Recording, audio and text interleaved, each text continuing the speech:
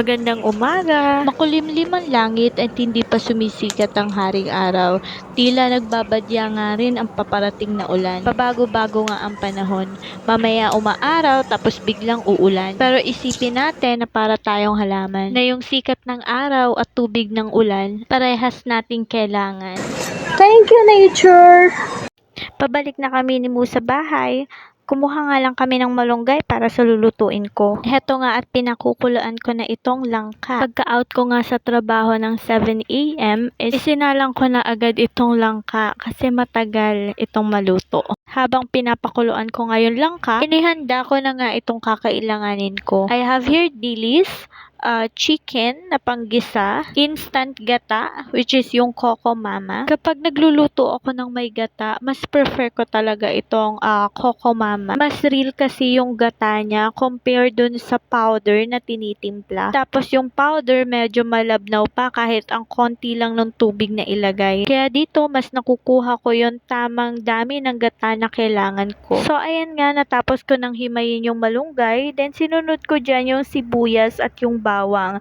Tapos meron akong siling haba na hiniwa ko lang na maliliit paslant at saka yung siling labuyo. Pagkatapos nga nito ay chinek ko yung langka na pinapakuluan ko. Medyo matatagalan pa nga ang pagpapakulo nito. Kaya eto, tinadtad ko muna itong chicken na panggisa. Matapos ko ngang mahugasan, nilagyan ko na ng pampalasa. Nilagyan ko lang yan ng iodized salt, black powder pepper at ng konting magic sarap. After nan ay hinalo ko lang at binalikan ko na yung langka na aking pinapakuluan. Maya-maya nga inilipat ko na siya dun sa kabilang lutuan para dito naman ako magprito ng dilis. After ko nga maluto yung dilis, sinet aside ko muna, then ito namang chicken ang prinito ko. Pagkatapos sinet aside ko muna din itong chicken.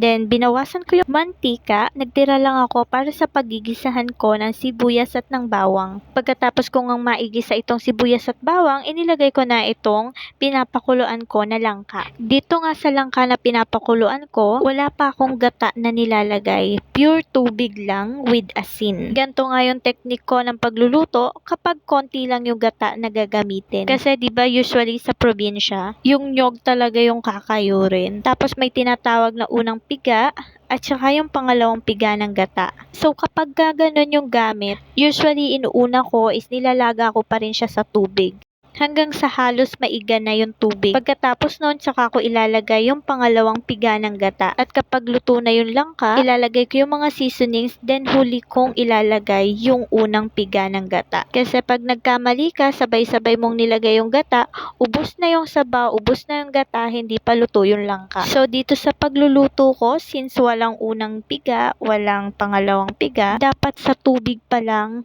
luto na yung langka. At dahil nga nilagay ko na yung siling haba at saka yung siling labuyo, that means malambot na yung langka at luto na siya. So, inilagay ko na itong chicken na prinito ko para kumapit yung lasa. Saka ko inilagay yung instant gata. At habang kumukulo nga yan, maglalagay ako ng my very own Maven's bagoong alamang. 2 kutsarang bagoong alamang yung nilagay ko, tapos isinunod ko na itong malunggay. Then, nilagay ko yung chicken nor cube. Dahil ito na nga yung final na sabaw ng aking gulay, dapat nandito na yung lasa at yung tamang timpla ng gulay. Nilagyan ko nga ito ng 1 kutsarang suka para mag-balance yung lasa. At kung hindi nga napansin dahil naka-fast forward itong video, naglagay din ako dito ng 1 kutsarang suka. Meron din itong paminta at magic sarap. And lastly, inilagay ko na itong dilis. Hinalo ko nga lang ito at hinihintay ko na ma-absorb ng langka yung instant gata. At ilang sandali pa nga ay luto na itong aking ginataang langka.